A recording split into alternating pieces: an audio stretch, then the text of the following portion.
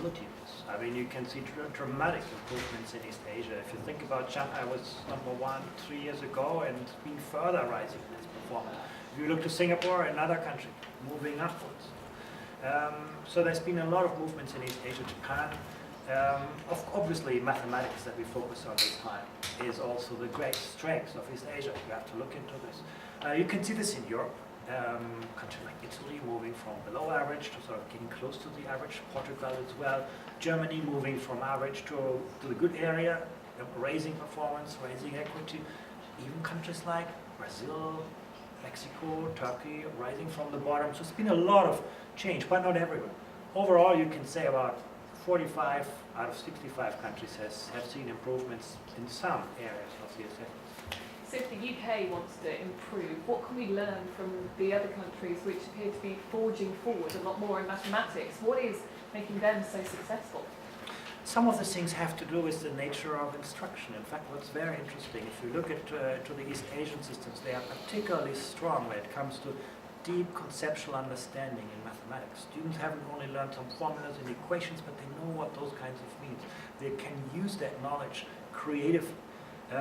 If you look at the UK, the biggest strength lies in the use of word problems in school. So simple mathematics gets contextualized with complicated wording, and it's sort of quite a contrived sense of real-world problems. And that's a big difference. Sort of in Asia, you get all of the kind of formal mathematics out of the way. Students know how to do that, and then they can focus on deep conceptual understanding and advanced mathematical reasoning and thinking skills. Very important strengths of those systems. But that's about content.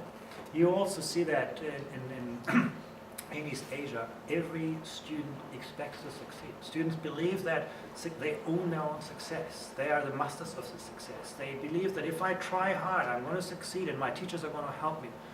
If you look to students in the UK, still many of them believe, this is a matter of talent, of being lucky, of the kind of teachers that I have. It's a very important part of the value being placed in education. And those values are actually shaped by the system. Teachers in Asia lose face if they let a single student fail. You are responsible for the students, for their well-being, not just for their academic performance. So high expectations, strong support. There's a lot of room for creativity in the schools. Basically, teachers have a lot of discretion in how they manage and run their instructional environments.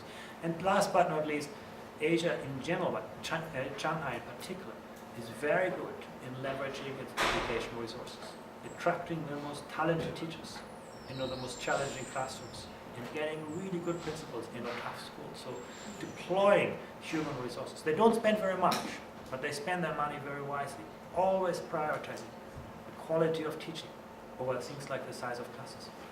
The research, is it a reflection on the current government policy that we have at the moment for education? Well, you can't even really make any inferences. I mean, what the government has done in the last 3 years cannot possibly be reflected in the outcomes that you measure in 2012. The trajectory between intended policy, what we wanted to implemented policies, what's actually happening in classrooms, and achieved policies is very long. I mean, by 2015, you may see signs of those kind of things working out in terms of results, but truly not now. And in terms of this kind of comparison research, how helpful is it? Because right around the world, priorities are going to be different, investment's going to be different.